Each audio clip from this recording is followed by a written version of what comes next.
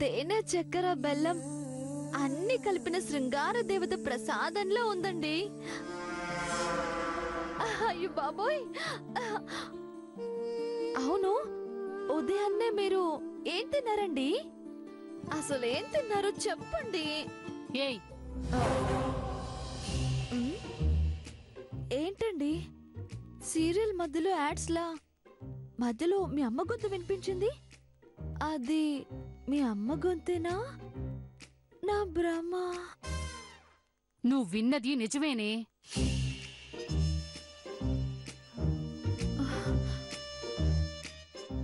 ఇదేమిటి అత్తగారు, కొత్తగా ఇలాంటి బుద్ధులు పుట్టుకొస్తున్నాయి?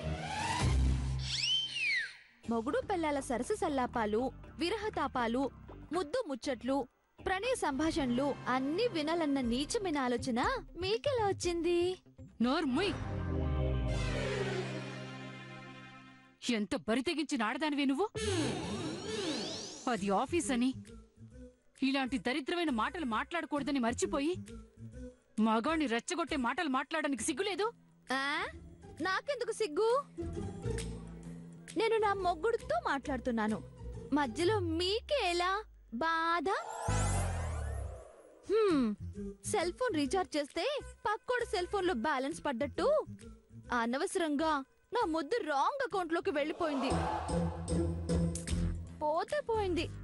సాయంత్రం నేను వచ్చాక మళ్ళీ ఫ్రెష్ గా క్రష్ గా ఆయనకి ఇంకోటి ఇస్తా. ముద్దు ఇస్తావే ఇస్తావు. నేనిచ్చేది రుచి చూస్తే ఇంట్లో నా కొడుకు ముందు తలెత్తుకోలేవు. అబ్బచ్చా, అంత తలెత్తుకోలేని దిక్కుమాలిన నీతిమాలిన దరిద్రమైన నీచాతి నీచమైన పనులు నీకు ఆ కుంటి ముసల్దానికి తప్ప ఇంకెవ్వరికి చేత కాదులే గాని ఇంకో మాట చెప్పు. నేను చెప్పేది ఒకే ఒక్క మాట, ఒకే ఒక్క బాణం.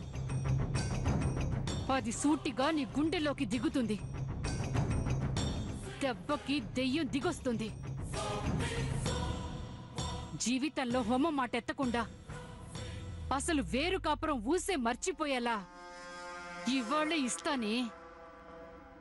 ఈ భారతి సత్తా ఏంటో చూపిస్తా.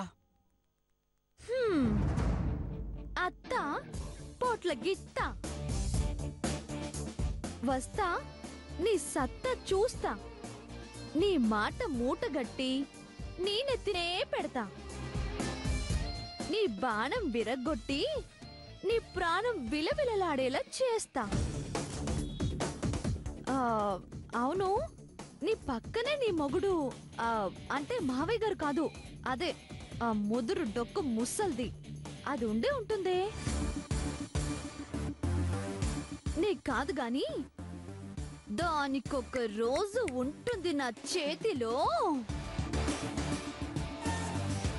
కాటికి చేయి చాపినా దాని బుద్ధి మాత్రం ఇంకా గూటికి చేరలేదు. చెప్తా, నీ కాదు దాని సంగతి చెప్తా. ఓసై, నాతో పెట్టుకోకే. తిరుగులేని ఆయుధంతో ఎదురు చూస్తూ ఉంటాను. తిరిగొచ్చి తోక ముడుచుకునేలా చేస్తాను.